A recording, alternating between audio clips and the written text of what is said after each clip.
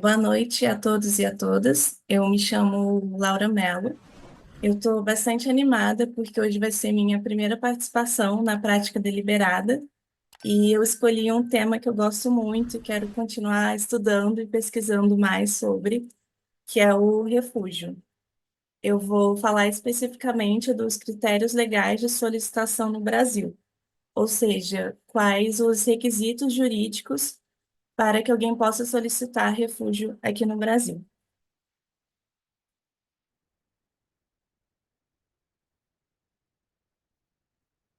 Eu vou falar um pouquinho sobre mim e, em seguida, eu vou trazer um conceito de refúgio de uma maneira mais geral, antes de entrar no conceito jurídico.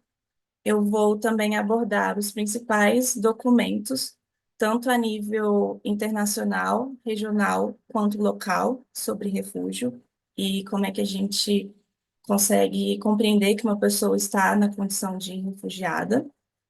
Quanto ao Brasil, eu vou me dedicar mais ao Estatuto dos Refugiados, que é a Lei 9474 de 97. E dentro do Estatuto, eu vou falar um pouco também sobre o papel do CONARE, que é o órgão responsável pelas decisões e o reconhecimento da condição de refugiado. Então, voltando ao primeiro momento, um pouquinho sobre mim. Eu sou a Laura.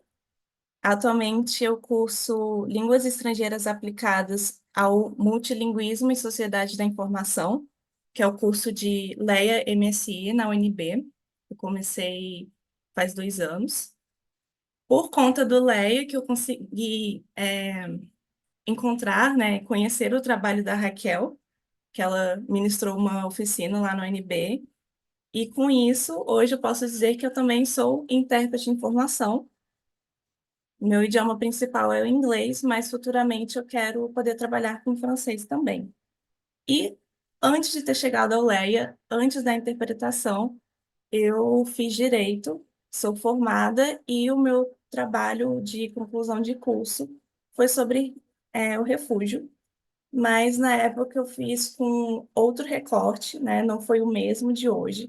Era um pouquinho mais abrangente sobre o fluxo misto, que a gente chama quando tem vários tipos diferentes de imigrantes dentro de um mesmo fluxo, em regiões de fronteira, né? Então, fiz um estudo de caso, algo mais específico, e não vou aqui falar novamente do meu TCC, não é uma reapresentação dele. Eu tirei o nosso tema de hoje, dos critérios legais, a partir do que eu pesquisei na época, mas não vou me adentrar no que eu fiz naquele outro trabalho.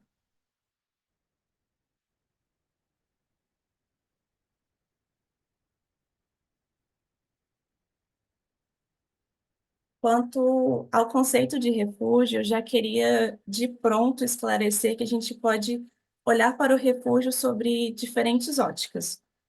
Então, a gente pode olhar para o refúgio sobre o seu aspecto social.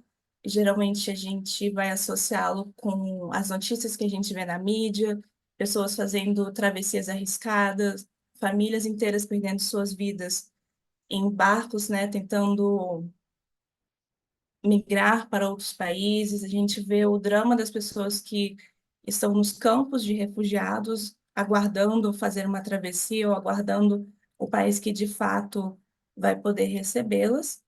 E a gente também pode olhar para o refúgio quanto ao seu aspecto jurídico, que é o foco de hoje. E ainda uma outra opção, que é pela qual eu vou começar, é olhar para o refúgio abrindo o dicionário. Então, no cantinho do slide, a gente tem a seguinte definição: que refúgio é um lugar seguro para onde alguém vai para não se expor à situação de perigo. Também é um lugar sinônimo de abrigo ou até mesmo esconderijo. E também o refúgio é um amparo ou uma proteção que se pede a alguém. E quando a gente fala do refúgio em seu aspecto jurídico, a gente também tem essa noção de amparo e proteção. E para quem que está sendo pedida? Que no caso é um país diferente do qual aquela pessoa estava sendo perseguida, que ela não estava segura em continuar existindo naquele lugar. O refúgio, ele é um instituto ligado tanto ao direito internacional quanto aos direitos humanos. E é justamente por estar ligado aos direitos humanos que ele tem toda uma proteção específica e camadas a mais de garantias do que outros tipos de direito. Ele não é um simples direito, um direito qualquer. Ele está dentro dos direitos humanos e também dentro do direito internacional, o que faz com que vários países o estudem e criem declarações, convenções e outros documentos para poder regulamentá-lo, para poderem colaborar uns com os outros e tratar do assunto não só cada um dentro de seu país, não só olhando apenas para o nacional. E qual que seria, então, o contexto do surgimento do refúgio? O refúgio é algo que já acontecia antes, não é um fenômeno novo, como a gente bem sabe, até porque migrar faz parte da natureza humana, esse deslocamento, esse movimento para além do conhecido, esse sentimento também de explorar. Mas o refúgio não é a mesma coisa que você tirar férias e viajar para outro país, não é a mesma coisa que você migrar por conta de um trabalho, um mestrado. O refúgio, ele se diferencia dessas outras situações que eu dei como exemplo, porque é uma migração forçada. É um deslocamento forçado em que realmente a pessoa não tinha outra opção senão sair do lugar que ela estava, em que ela não tinha mais nenhuma proteção, mais nenhum meio de sobrevivência. E justamente por ser algo mais antigo, eu tive que delimitar a partir de quando eu queria conversar sobre refúgio, e eu escolhi os moldes que a gente conhece do refúgio hoje, né? Conforme ele foi delineado e trazido ao ordenamento jurídico brasileiro, e isso se deu com o pós-guerra. O que que ocorreu? Após a Segunda Guerra Mundial, teve um grande fluxo dentro da Europa de pessoas, gente saindo de vários países, até porque tinham sido expulsas e ameaçadas nos seus países de origem, nas suas terras natais, e estavam ali tentando se realocar, se reestabelecer, dar continuidade às suas vidas, depois de tudo que aconteceu durante a guerra, e a Europa se viu na necessidade de parar para pensar e organizar o que que poderia ser feito quanto a essas pessoas. Então, pensar também como seria a questão de trabalho, de moradia, se elas poderiam voltar ou não para o país que elas fugiram, entre outras questões. Também, com o fim da Segunda Guerra, houve a criação da ONU e, algum tempo depois, do Alto Comissariado das Nações Unidas para Refugiados, o Acnur. O Acnur, ele faz parte do sistema ONU, né? Ele é uma de suas agências e, hoje em dia, ele tem sede também no Brasil. Existem vários secretarias do Acnur, e aqui a gente nomeou como Agência da ONU para Refugiados. Um outro fator que distingue o refúgio de outros institutos é por ele ser um asilo territorial. Voltando um pouco para o dicionário, quando a gente pensa em abrigo, esconderijo, né, você ter esse amparo, de uma certa forma, físico também, é porque o refúgio está relacionado a você ter que ir para um outro país e lá pedir esse abrigo. Lá você vai ter esse asilo territorial. É diferente de um asilo político, por exemplo, em que a pessoa vai até a embaixada sem ter saído do seu país de origem e lá ela pede a proteção desse outro instituto. E, por fim, antes de irmos para a próxima parte da apresentação, eu queria que a gente já ficasse pensando sobre, né, ficasse com isso em mente, que nós temos dois conceitos de refúgio: a definição clássica e a definição ampliada. Eu vou falar um pouquinho das duas, durante a minha apresentação. Só para a gente fazer uma transição antes de chegar nos documentos em si, eu trouxe aqui uma pequena linha do tempo. Não tem todos os documentos, não tem todos os fatos históricos envolvendo o refúgio. Eu escolhi da Convenção de 51, que é a Convenção de Genebra, em diante. Então, esses dois primeiros que eu marquei na linha do tempo são os documentos internacionais a respeito. Daí nós temos a Declaração de Cartagena, que seria no plano regional, e os três últimos já são referentes à legislação brasileira, que é a Constituição Federal de 1988, o Estatuto dos Refugiados, de 97, e a Lei de Imigração, de 2017.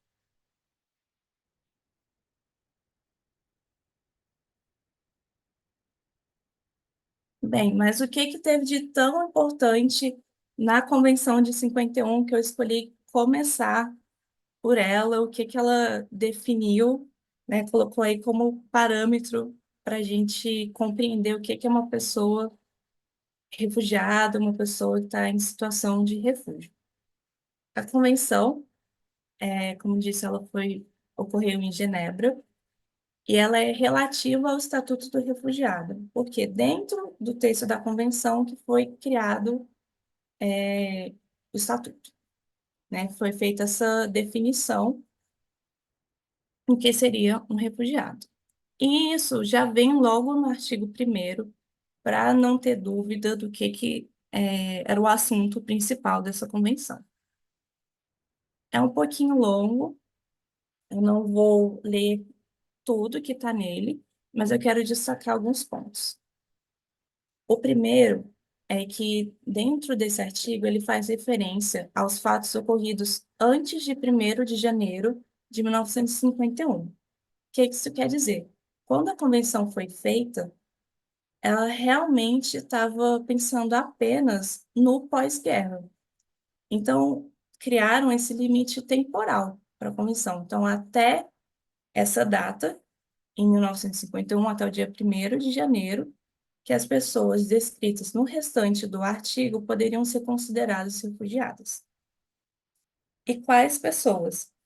Pessoas que, temendo serem perseguidas por motivos de raça, religião, nacionalidade, grupo social ou opiniões políticas, estivessem fora do seu país de nacionalidade ou não pudessem voltar, não pudessem retornar em virtude desse temor.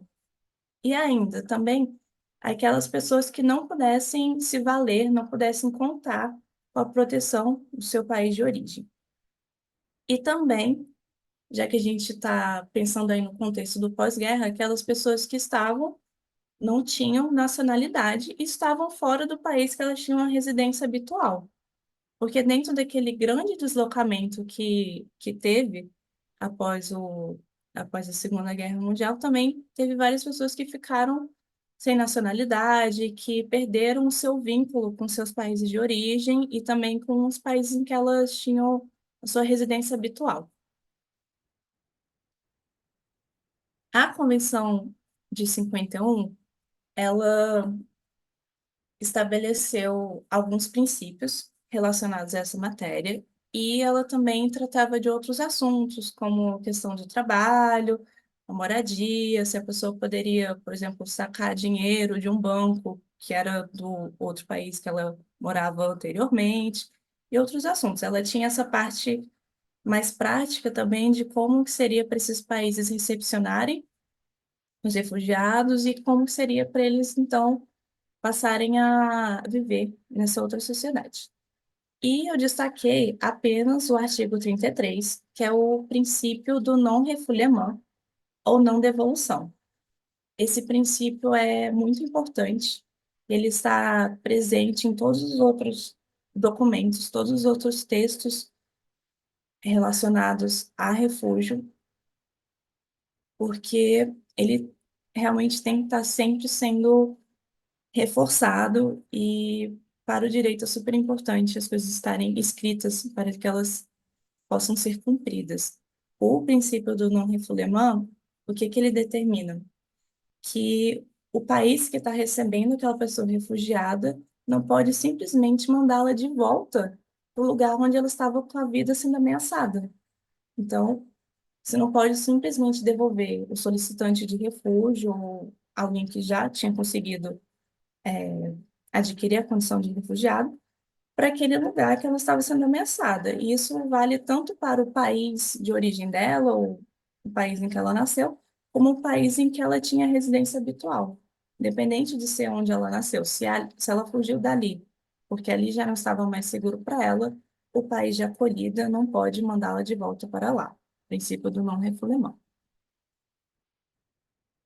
Um tempo depois, nós tivemos o protocolo adicional, e ele foi feito basicamente para poder rever os critérios que tinham sido estabelecidos na Convenção de 51. Por quê? A convenção, como ela considerou aquele contexto específico do pós-guerra, ela acabou excluindo diversas pessoas de poderem se beneficiar e de entrarem nessa categoria de imigrante específica, né, que é o refúgio. Então, com o protocolo, o que foi feito? Sobre Excluíram o os protocolo. critérios temporal e geográfico. E com isso pôde abranger mais pessoas para também serem entendidas, né, e acolhidas enquanto refugiadas. E outro ponto importante do protocolo foi que nele os países participantes clamavam por uma cooperação mútua com o Acnur, para que assim pudesse continuar desenvolvendo e fortalecendo essa rede de apoio.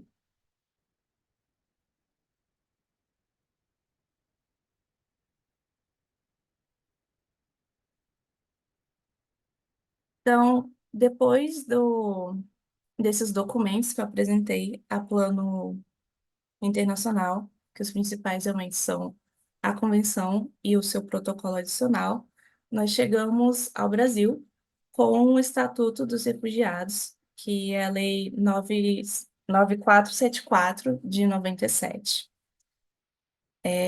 O Estatuto dos Refugiados é até hoje conhecido como uma legislação inovadora. Ela foi Uhum. a primeira da América do Sul a tratar do assunto. E o bacana dela é que o Brasil, além de já ter ratificado os outros documentos e participar de reuniões, de ser um membro ativo na ONU, de ter escritórios do Acnur aqui, também resolveu fazer uma lei própria, se inspirando nessas e repetindo no nosso ordenamento jurídico os princípios, os fatores determinantes para se ter reconhecida a condição de refugiado, as proteções estendidas e também considerando o contexto brasileiro. Então, ele juntou o internacional, o regional e ainda trouxe coisas a mais. Bem, então, de pronto, o que eu tenho para destacar sobre o estatuto é o seguinte: ele entende que a pessoa refugiada, ela já é um sujeito de direitos desde a sua chegada ao Brasil. Ou seja, naquele primeiro momento em que ela acabou de chegar aqui, independente de por qual tipo de fronteira que ela veio, ela já pode ser protegida e ter estendido a ela algumas garantias legais que são relacionadas justamente a essa condição de refugiada. E quem que determina se ela é refugiada ou não, em primeiro lugar, é ela mesma, porque ela tem essa intenção, essa voluntariedade de pedir o refúgio. E, em segundo momento, que eu vou abordar mais adiante, o CONARE, que vai ser o órgão responsável por essa análise. Mas, de qualquer forma, o importante é que ela, desde o início, desde o princípio, ela já é considerada sujeito de direitos E isso se difere muito de como esse assunto era tratado antes da Convenção de 51 e em outros países também, porque, como eu falei, o Brasil fez esse fez o estatuto, né, fez sua legislação própria, inspirada nos documentos internacionais, mas não deixou de levar em conta suas próprias especificidades. E o que que o Brasil tem em comum com demais países da América do Sul? Na década de 80, né, a gente passou por um período de redemocratização. Isso levou tanto à nossa Constituição Federal, de 1988, que estabelece uma série de direitos e garantias, que trata a fundo também dos direitos fundamentais, que dá uma importância aos direitos humanos e também aos tratados internacionais em matéria de direitos humanos, fazendo com que eles tenham esse status constitucional também. E como o refúgio é um instituto que está dentro dos direitos humanos, isso coloca ele numa categoria especial dentro da Constituição, embora ele não seja diretamente mencionado ao longo de todos os artigos, mas a gente pode fazer esse link, essa interpretação também como uma forma de resguardar ainda mais o refúgio. E um outro país vizinho, né, que também tratou do assunto, melhor dizendo, vários países, né, da América do Sul, foi a Declaração de Cartagena, de 1984. Então, ela é anterior à nossa Constituição, também é anterior ao Estatuto dos Refugiados. E, como eu falei, ela está dentro desse contexto aí de redemocratização da América Latina. E, por conta disso, foi acrescentado mais uma condição para a pessoa ser reconhecida enquanto refugiada. É por isso que a gente fala que a Declaração de Cartagena, ela trouxe uma definição ampliada. Com isso, então, a definição clássica é aquela que a gente encontra dentro do texto da Convenção, de 51, e essa definição ampliada vem a partir da Declaração de Cartagena, e o Brasil se inspirou nela ao redigir o Estatuto dos Refugiados. Com isso, o Brasil compreende que as pessoas que tenham fugido dos seus países porque a sua vida, segurança ou liberdade tenham sido ameaçadas pela violência generalizada, a agressão estrangeira, conflitos internos e violação maciça dos direitos humanos, ou outras circunstâncias que tenham perturbado gravemente a ordem pública, também faz com que uma pessoa possa solicitar refúgio. No texto do estatuto não está exatamente dessa forma, porque esse aí que eu trouxe é o da declaração, mas a gente pegou essa mesma ideia e reproduziu na nossa legislação.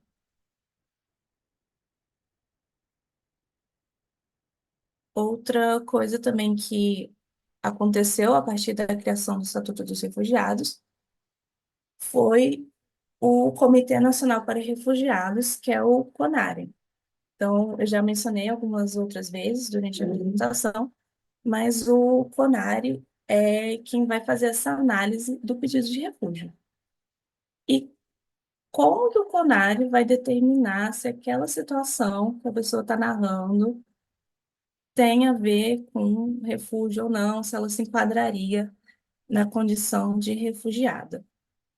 Agora a gente vai partir para o próprio texto do estatuto. O inciso primeiro, ele é basicamente o texto da Convenção de 51. Então, ele traz aquele conceito clássico de refugiado. Para o estatuto, vai ter que acontecer o quê? Um fundado temor de perseguição por uma dessas cinco razões. Então, tem que combinar pelo menos uma delas com um fundado temor de perseguição. Os motivos seriam, então, de perseguição por conta da raça, religião, nacionalidade, grupo social ou opinião política. E aí, essa opinião política, ela não se confunde com as mesmas condições que fazem com que uma pessoa peça asilo político, que são situações distintas. Num primeiro momento, quando a gente olha essas razões, a gente pensa que é algo bastante objetivo e que seria óbvio, mas quando a gente estuda mais a respeito, a gente vê que às vezes não é tão óbvio assim e que, de fato, né, as decisões da autoridade precisa ser fundamentada, precisa ter um motivo.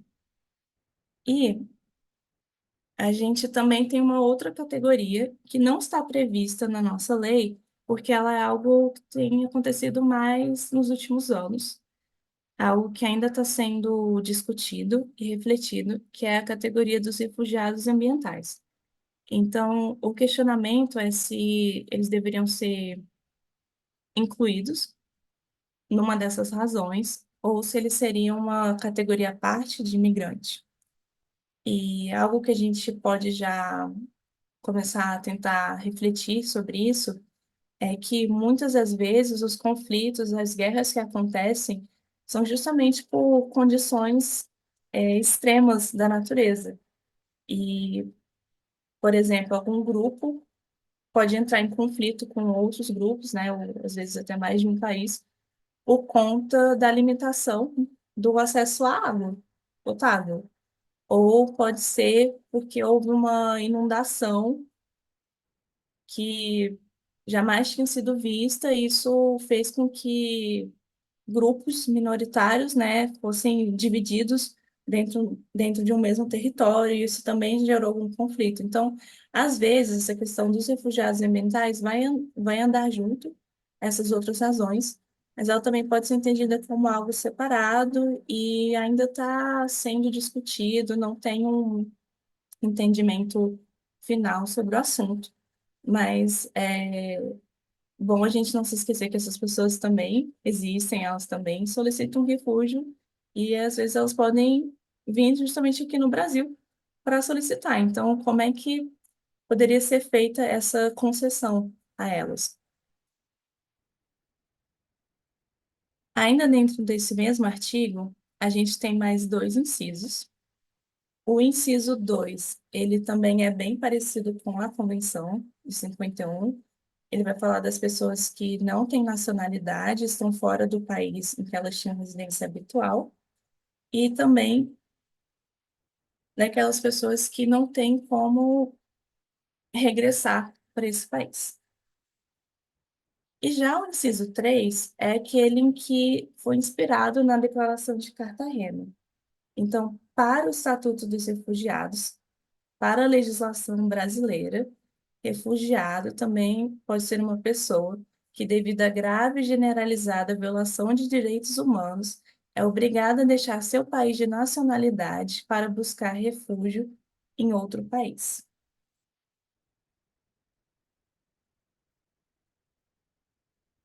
Então, esses três incisos que eu trouxe, eles são o nosso conceito de refugiado, é a forma como o ordenamento jurídico brasileiro entende que uma pessoa está na condição de refugiada.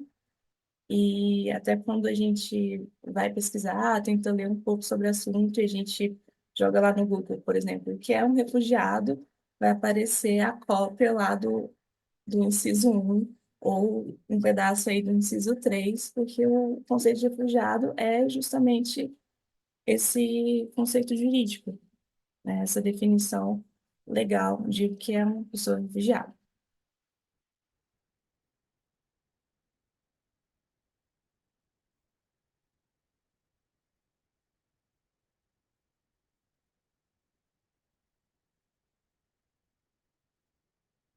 A Lei 9474 ela, além de trazer esse conceito específico, né, para o contexto brasileiro, de o que seria uma pessoa refugiada, também trouxe algumas formas de organização do Estado brasileiro sobre a matéria. Então, quem poderia quem poderia fazer essa análise do pedido de refúgio. Então, com o estatuto, foi criado o CONARE, né, que é o Comitê Nacional para Pessoas Refugiadas, e no artigo 12 do estatuto, ele vem falando de qual que é a competência do CONARE e, novamente, menciona tanto a Convenção de 51 quanto o Estatuto de 67 e já aproveitou para não deixar restrito apenas esses dois documentos. Ainda fala dentro desse artigo e as demais fontes de direito internacional dos refugiados. Então, o que vier também depois do estatuto, mas que esteja em consonância com ele, também vai ser considerado. Então, se vier a surgir uma outra declaração, uma outra convenção em matéria de refúgio, a gente também pode considerar que o CONARE também vai ser regido por ela, né, para poder fazer suas decisões. E qual que é a competência principal do CONARE? Analisar o pedido e declarar o reconhecimento, em primeira instância, da condição de refugiado. Em primeira instância, porque caso esse pedido seja negado, né, caso a condição de refugiado não seja reconhecida pelo CONARE, é possível recorrer dessa decisão. E declarar o reconhecimento, porque a partir do momento que o CONARE reconheceu, ele vai declarar, ou seja, ele vai notificar os outros órgãos necessários e vai encaminhar a pessoa para que ela possa ir atrás dos documentos e outras informações que ela precisa para poder valer seus direitos enquanto refugiada.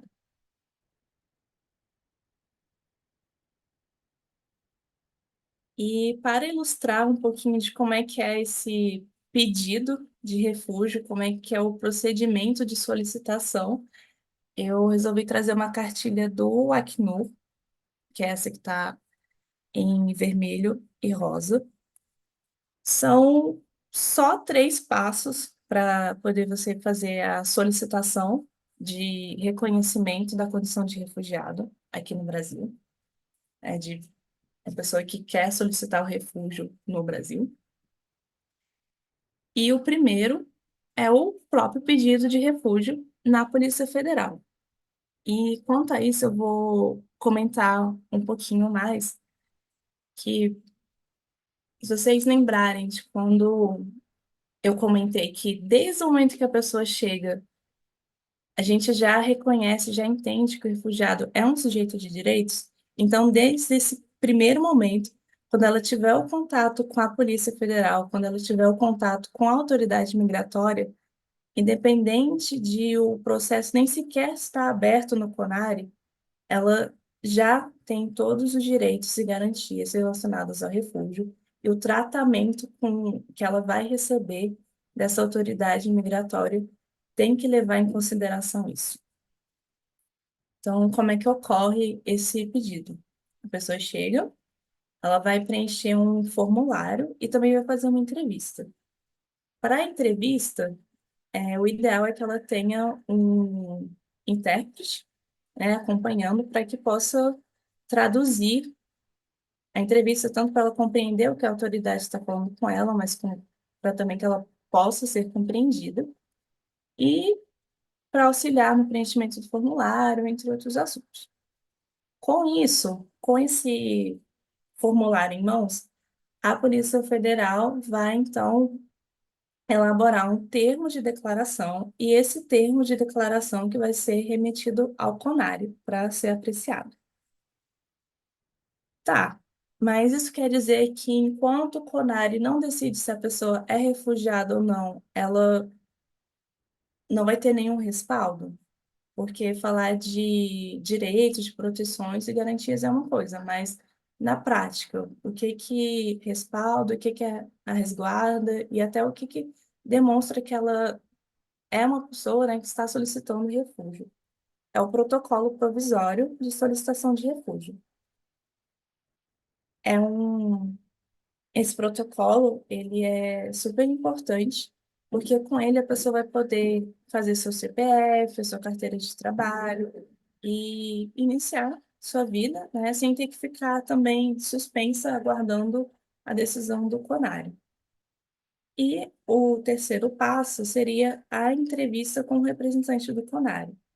Então, depois dela ter tido aquela primeira entrevista com a autoridade migratória, num terceiro momento, ela vai ter uma entrevista, dentro do próprio CONARE, que aí vão colher mais informações, vão checar o que estava naquele termo de declaração e vão conversar mais, enfim, é com todas essas informações que vai ser feita a análise do pedido dela. Então, com isso que o CONARE realmente vai poder analisar e decidir se o que aquela pessoa contou da história dela, sobre por que que ela veio ao Brasil, de onde que ela está vindo, como é que era a situação lá, se ela estava sendo perseguida ou não, em quais daquelas razões, quais daquelas condições que ela estava ou que a família dela estava, e o CONARE vai, emitir sua decisão.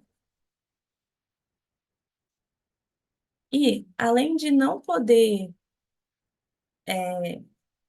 de preferência, ficar com a sua vida suspensa enquanto aguarda essa decisão, que pode ser bastante demorada, também a lei aproveitou para falar de algumas condições a mais, que seria a extradição e a expulsão. Então, por conta do princípio do non-refoulement, da não devolução, a gente não pode fazer extradição de uma pessoa que está solicitando refúgio pelos fatos que levaram ela a pedir refúgio. Então, você não pode, né, mandar de volta para o país em que ela estava tendo sua vida ameaçada.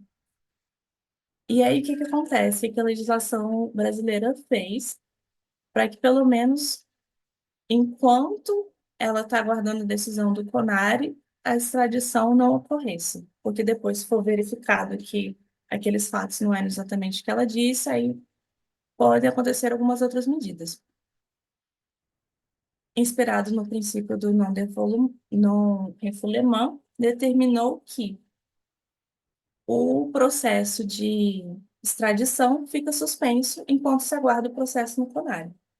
Então, com isso, ela tem essa garantia de que ela não vai ser devolvida ao país em que sua vida estava sendo ameaçada, enquanto o governo brasileiro decide se ela se enquadra na condição de refugiada ou não.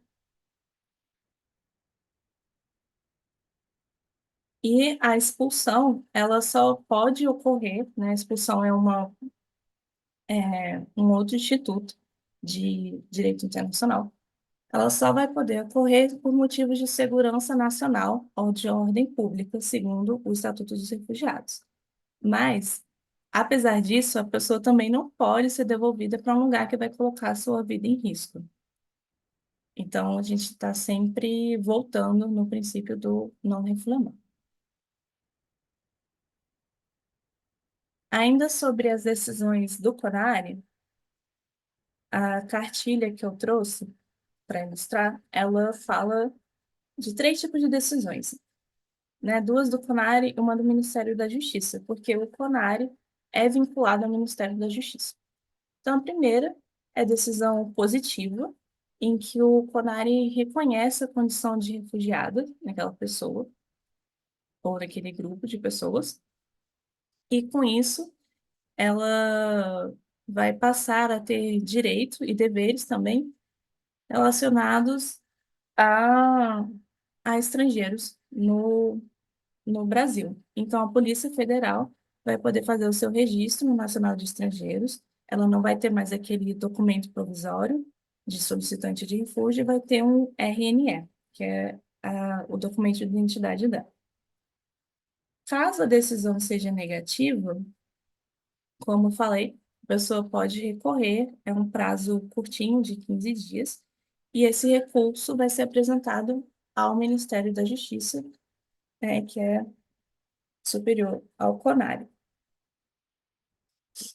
E, por fim, se houver uma decisão negativa também do ministro da Justiça, ou seja, se com esse recurso, ainda assim, ela não teve reconhecida a condição de refugiada, vai haver uma comunicação à Polícia Federal e aí essa pessoa ficará sujeita à legislação de estrangeiros em vigor no país.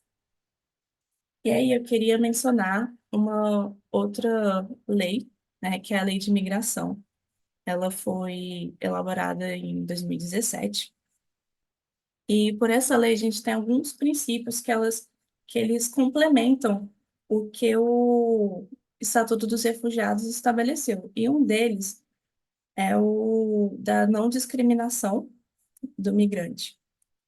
E com isso, o que que acontece? A pessoa que teve negada o pedido de refúgio, ela não vai simplesmente ser descartada, ela não vai ser ignorada, ela vai passar a, a ser regida, né, conforme os outros estrangeiros que estão vivendo no país. Vai ser regida sobre essa mesma legislação para os demais estrangeiros. E a lei de imigração, ela também traz como um dos seus princípios que é preciso ter um esforço para a regularização migratória. Com isso, aquela pessoa que não teve reconhecido o seu pedido de refúgio, ainda assim ela pode se regularizar dentro de outra categoria de migrante ou entrando dentro de outro entendimento, né? Entrando em outra categoria de estrangeiro e sendo aplicadas essa outra legislação à situação dela. O fato dela ter entrado pedindo refúgio, isso não ter sido reconhecido, não quer dizer que ela não possa permanecer, desde que ela consiga regularizar sua situação. E a lei de imigração traz isso como algo que precisa ser feito.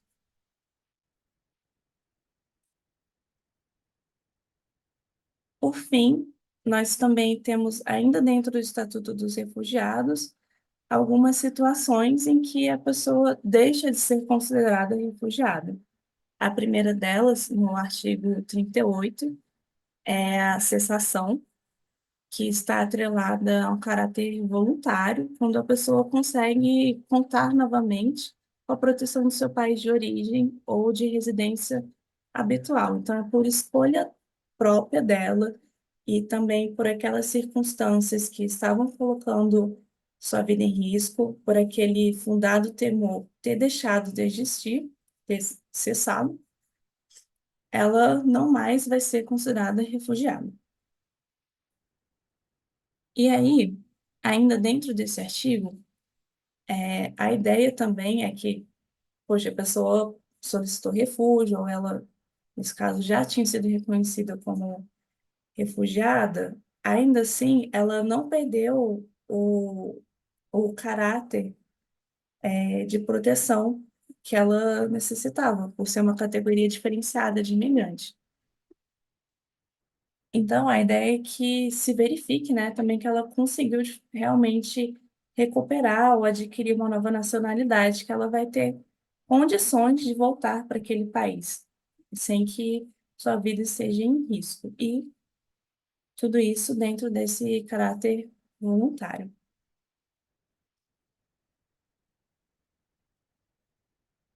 O outro artigo é o 39, que vai falar da perda. A perda pode se dar por renúncia, então a própria pessoa renuncia à condição de refugiada. Pode ocorrer também quando for possível provar que teve falsidade nos fundamentos que ela relatou e que levaram ao reconhecimento da condição de refugiada, ou ainda, né, que esses fatos falsos ou que não foram ditos da maneira correta, né, ocultaram informação, se eles tivessem sido conhecidos naquela época em que o pedido dela foi analisado, esse pedido teria sido negado também. E uma outra possibilidade de perda da condição de refugiado é quando a pessoa fizer alguma atividade que for contrária à segurança nacional ou à ordem pública. E ainda quando ela efetuar uma saída sem prévia autorização do governo brasileiro. Antes de ir para o próximo. Então, eu trouxe esse conceito de refugiado para o ordenamento jurídico brasileiro.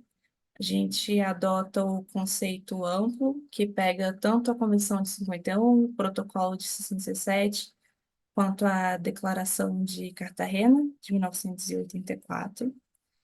O Brasil, além de falar qual que seria o conceito de refugiado, quais pessoas ou grupos de pessoas podem solicitar que essa condição seja reconhecida, também criou o CONARE, né, que é esse órgão vinculado ao Ministério da Justiça, que faz essa apreciação dos pedidos. E dentro do texto do estatuto também tem outros princípios, tem assuntos mais práticos também para a vida dessa pessoa quando ela já tem reconhecido a condição de refugiada, quando ela não é mais uma solicitante, né, quando ela já é refugiada. E até hoje o Estatuto continua sendo um dos documentos mais importantes que a gente tem sobre o assunto. É a nossa principal fonte de estudo e de trabalho e atuação nessa área aqui no Brasil. Então, o Estatuto orienta também o Acnur e como o Acnur vai estabelecer suas atividades aqui, como que ele vai cooperar com o governo brasileiro. O Estatuto também orienta como a sociedade civil deve e pode participar também do assunto, o que que ela pode fazer para colaborar com a causa dos refugiados. E eu espero que com o que eu conversei hoje possa ter despertado o interesse no assunto e, de alguma forma, que vocês consigam guardar que, para além desse aspecto social, a gente também tem um aspecto jurídico, que o refúgio, ele é um instituto jurídico, ele é um garantidor de direitos e de proteções para as pessoas que se veem numa migração forçada, que tem um deslocamento que elas não precisariam fazer se o país de origem delas ou o país de residência habitual não estivesse oferecendo risco à sua própria vida. Então, pensar no refúgio também é pensar, com certeza, e sempre na vida humana, e em como a gente pode promover a sua proteção e garantir que ela possa continuar existindo, que ela seja gozando plenamente de seus direitos e que ela tenha dignidade a todos os momentos, tanto na sua decisão de saída, quando de onde ela fica ou de por onde ela apenas passa até ter um outro lugar, que ela sempre tenha a dignidade reconhecida. E pensando nessa última parte que eu falei, eu resolvi trazer um poema da Jennifer Toksvig, que se chama What They Took With Them. A Jennifer se inspirou nos depoimentos de diversos refugiados e também num projeto de fotografia do Brian Sokol, que se chama The Most Important Thing. Foi um projeto que ele fez junto ao Acnur. Então, a partir das fotos, né, e dos depoimentos que tinham sido colhidos, a Jennifer fez esse poema que eu acho belíssimo. Sempre me emociono quando eu leio, quando eu escuto.